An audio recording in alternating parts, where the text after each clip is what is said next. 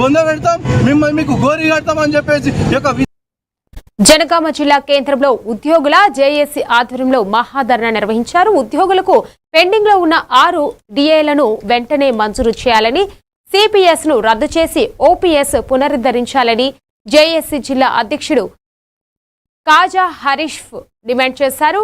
ఈ హెచ్ఏఎస్ ను పకడ్బందీగా అమలు చేసి ఉద్యోగుల పెండింగ్ బిల్లులు విడుదల చేయాలని కోరారు. డిమాండ్లు పరిష్కరించకపోతే సెప్టెంబర్ 10న హైదరాబాద్ లో మహాధర్నా చేపడతామని హెచ్చరించారు. ముఖ్య అంశం ఏంటంటే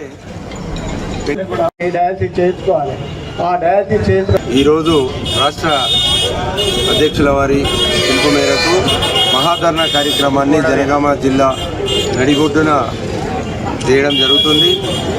ఈరోజు ముఖ్య అంశం ఏంటంటే పెండింగ్ డిఏలు డిఆర్సీ అమలు కాని పక్షాన ఈ నిర్ణయం తీసుకోవడం జరిగింది.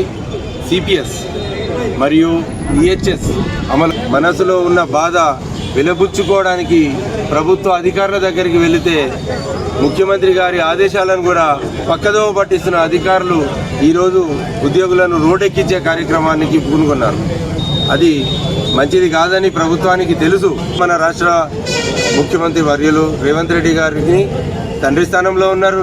సార్, మీరు ముందు చూపుతోని ముందుకు రండి, మమ్మల్ని ఆశీర్వదించండి, మాతోని ఇంకో గంట ఎక్కువ పని చేయించుకోండి, చేయడానికి సిద్ధంగా ఉన్నాం, కానీ మా పొట్టను కొట్టకండి. హాస్పిటల్ యాజమాన్యం ఈహెచ్ఎస్కు మా అమౌంట్ డిడక్షన్ అయిందా అనే ధైర్యంతో ఫ్యామిలీని చేర్పిస్తే ఇది విధి విధానాలు వెంటనే రూపకల్పన చేసి ఈహెచ్ఎస్ అమలు అయ్యేటట్టు తీర్చిన తర్వాత కూడా వాళ్ళకు పెన్షన్ సదుపాయాలు అన్నీ వర్తింపజేస్తున్న ఈ ప్రభుత్వం మాపై ఎందుకు ఈ కక్ష సాధింపు చర్య, సవతి తల్లి ప్రేమ ఎందుకు చూపిస్తున్నారు?